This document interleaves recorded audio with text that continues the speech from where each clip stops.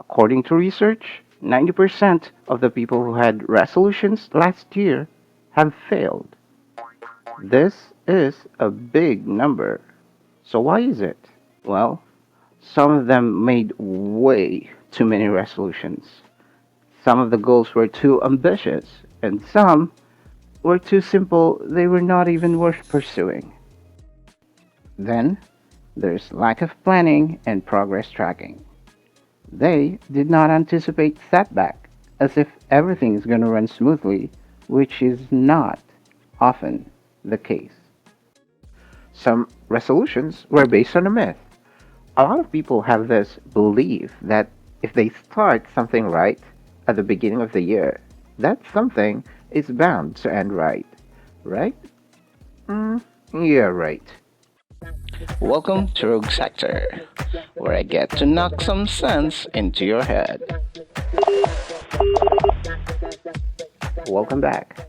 You probably have an idea of what your financial resolution would be. So I'm not gonna ask what it is, but rather why. And I want you to put some serious thought on it. Why is it that this is your New Year's resolution? Now, get a piece of paper and write down your reasons as well as your emotions behind this idea. Now, this is really important. I mean, just please write them down. Most resolutions fail because they were unrealistic.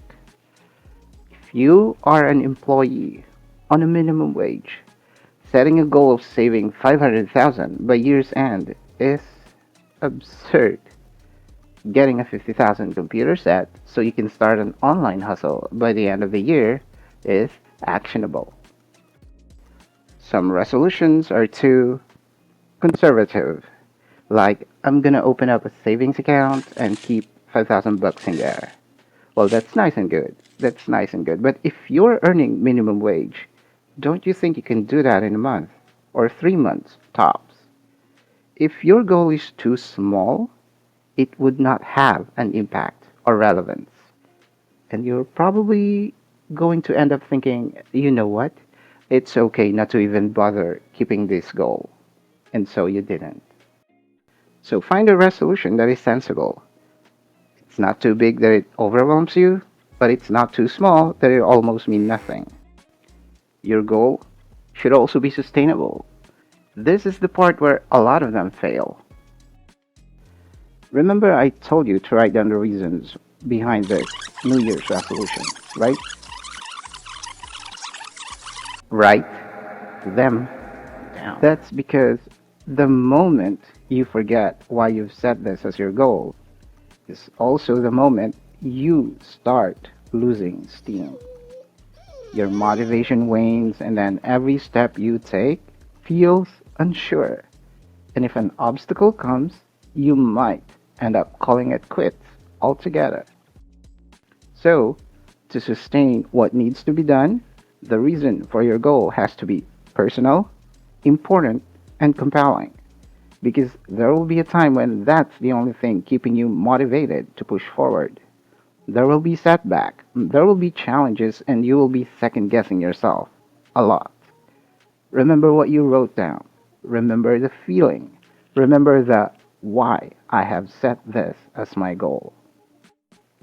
Another point of failure is the lack of planning on how these goals will be accomplished. There has to be a clear and practical steps on how you would go about this. For example, I'll save 5,000 bucks every month by reducing my spending on eating out and entertainment. And I'll get a side hustle on weekends. You gotta have an actionable plan here. But what if an emergency comes up? Of course, emergencies take priority. It's alright to extend the time frame of your goal for valid reasons, but don't ever delay it just because that ultra widescreen television is on sale. The more significant your goal is, the more it requires discipline, self control, determination, motivation, and perseverance. Wait, this is is the wrong photo. You may also need to learn new things here and unlearn your old habits. So once you've reached your goal and you look back, you'll see a totally different person. Since you're still here, I got some bonus strategies for you. Try breaking down your goal into smaller steps and then track their progress. Modestly celebrate your small achievements because you've earned it. So, here's to your goal, here's to new you, and here's to a happy new year. And that's about it. Thank you for spending your time with me here at Rogue Sector, and I'll see you on the next episode.